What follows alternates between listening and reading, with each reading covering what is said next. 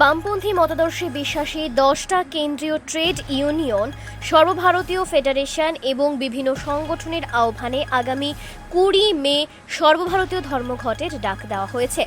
এই ধর্মঘটকে সফল করার জন্য ইতিমধ্যে রাজ্যভিত্তিক কনভেনশন আয়োজন করার পর বামপন্থীদের উদ্যোগে রাজ্যের বিভিন্ন প্রান্ত জুড়ে নানান প্রকারের কর্মকাণ্ড চলছে। বিভিন্ন জায়গায় গণতান্ত্রিক পদ্ধতি অনুসরণ করে বামপন্থীদের এই কর্মসূচি পরিচালনা করতে যাওয়ার পথে নানান প্রকারের বাধা বিপত্তি, বিশেষ করে শাসক দলের দ্বারা নানান প্রকারের আক্রমণকে প্রতিহত করতে হচ্ছে। একই রকম ছবি আজ দেখা গেছে কমলপুরে, যেখানে পূর্ব নির্ধারিত সিদ্ধান্ত অনুযায়ী পুলিশের অনুমতি সাপেক্ষে কমলপুর মহকুমা ভিত্তিক কনভেনশন সফল করার জন্য যখন বামপন্থী মতাদর্শে বিশ্বাসী কর্মী সমর্থকরা যাচ্ছিলেন, তখন বিজেপি দলের দুর্বৃত্তদের দ্বারা আক্রমণ সংঘটিত হয়েছে বলে অভিযোগ।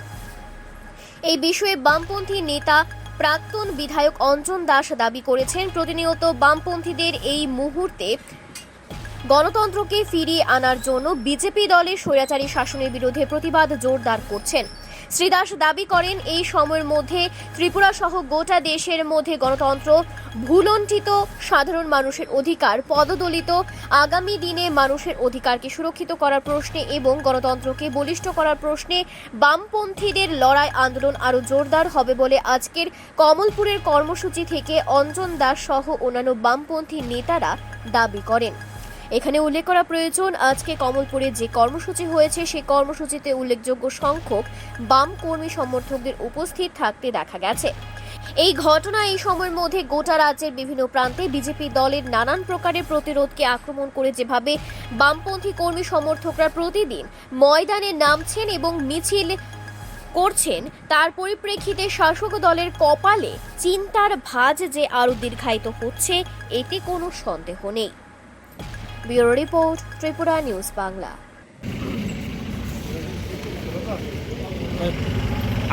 আগামী 20 মে কেন্দ্রীয় ট্রেড ইউনিয়ন সমূহ, সর্বভারতীয় ফেডারেশন সমূহ এবং বিভিন্ন গণতান্ত্রিক সংগঠনের উদ্যোগে কেন্দ্রীয় সরকারের জনবিরোধী নীতির প্রতিবাদে সর্বভারতীয় ধর্মঘটের আহ্বান করা হয়েছে আগামী 20 মে। এই 20 মে সর্বভারতীয় ধর্মঘটকে সামনে রেখে গোটা দেশ জুড়ে প্রস্তুতি চলছিল। আজকে 20 এপ্রিল আমাদের একটা গড়ুয়া হল সভা হচ্ছিল। এই ধর্মঘটের প্রস্তুতিতে গোটা দেশব্যাপী কর্মসূচির অঙ্গ হিসাবে কিভাবে আমরা আমাদের মহকুমায় এই কর্মসূচি রূপায়ণ করতে পারি, তার জন্য একটি ঘরোয়া সভা। এই ঘরোয়া সভা আসার সময় আমাদের বামপন্থী নেতা, 70 বছরের উপরের প্রবীণ নেতা, প্রেসমেকার লাগানো রমণী দাস সহ 7 জনকে তারা বিজেপি দুর্বৃত্তরা আক্রমণ করে এবং এই হলসভায় যেন উপস্থিত হতে না পারে তার জন্য অনেককে হুমকি দিয়ে, ভয় দেখে তাড়িয়ে দেওয়া হয়। বিজেপি জোট সরকারের আমলে গণতন্ত্র লুণ্ঠিত, পদদলিত, যতদিন যাচ্ছে বিজেপি জনবিচ্ছিন্ন হচ্ছে। আর এই জনবিচ্ছিন্নতা থেকেই তারা গণতন্ত্রকে জবাই করছে, রক্তাক্ত করছে। কোনো সভ্য নাগরিক, কোনো গণতন্ত্রপ্রিয় প্রগতিশীল মানুষ, কোনো ধর্মনিরপেক্ষ মানুষ এ ধরনের বর্বর আক্রমণকে মেনে নেবে না। তাই যতদিন যাচ্ছে বিজেপির জনবিচ্ছিন্নতা বাড়ছে, আর এই জনবিচ্ছিন্নতা থেকেই বিজেপি শেষ হয়ে যাবে গোটা দেশে। তাই গত লোকসভা নির্বাচনে 303 আসন থেকে 240-এ থামিয়ে দিয়েছিল। 400-র স্বপ্ন দেখেছিল, এই স্বপ্ন খান খান করে দেয় দেশের জনগণ। তাই আগামী দিনেও ত্রিপুরার মানুষ উপযুক্ত জবাব দেবে। যেভাবে তারা গণতন্ত্রকে রক্তাক্ত করছে, লুণ্ঠিত করছে, তার জবাব দেবে।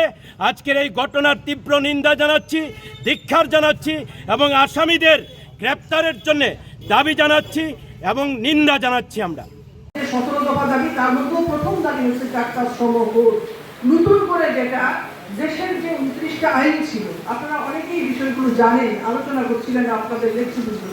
স্বাভাবিকভাবে বুঝতে পারি আপনাদের সংগঠনের বিষয়গুলো আলোচিত হয়েছে। যখন দেশে কোভিড পরিস্থিতি, এই মোদী সরকার তার দ্বিতীয় দফার শাসনকালে যখন সংসদে বিরোধীরা ছিলেন না, তখন এই কোভিড পরিস্থিতির মধ্যে এই সমকোরকে পাশ করিয়ে নেয়। শ্রম বা লেবার বিষয়টা হচ্ছে আমাদের দেশের সংবিধানের যুগ্ম তালিকার অন্তর্ভুক্ত। এটা একা কেন্দ্রীয় সরকার এটা করতে পারে না।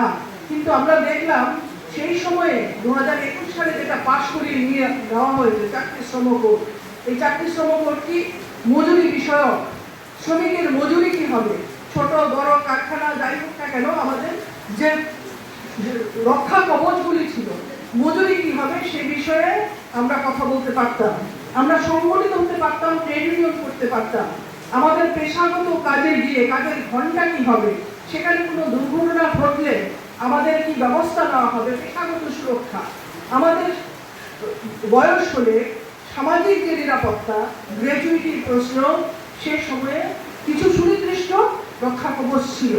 সবটা কাভার না হলেও অন্যান্য সমাজতান্ত্রিক দেশের মতো পুরোপুরি দায়িত্ব রাষ্ট্র না নিলেও যে রক্ষা কবচগুলো ছিল সেই রক্ষা কবচগুলো সেখানে ধ্বংস করে নতুন 4টি শ্রম কোড সেখানে চালু করবার চেষ্টা করছে। এই 1 এপ্রিল থেকে এটা সারা দেশে প্রতিটা রাজ্য সরকারকে জানিয়ে দেওয়া হয়েছে তোমরা এটা করো। কিছুদিন আগে পর্যন্ত যেটা আমরা শুনেছিলাম যে দিল্লি এবং আন্দামান নিকোবর দ্বীপপুঞ্জ এবং আরো 3টি রাজ্য, মেঘালয়, মিজোরাম এবং আরেকটি রাজ্য, তারা সেটাকে গ্রহণ করছিলেন না, তাদের কাছেও নির্দেশ সেখানে গেছে এই শ্রম আইনকে লাগু করতে হবে।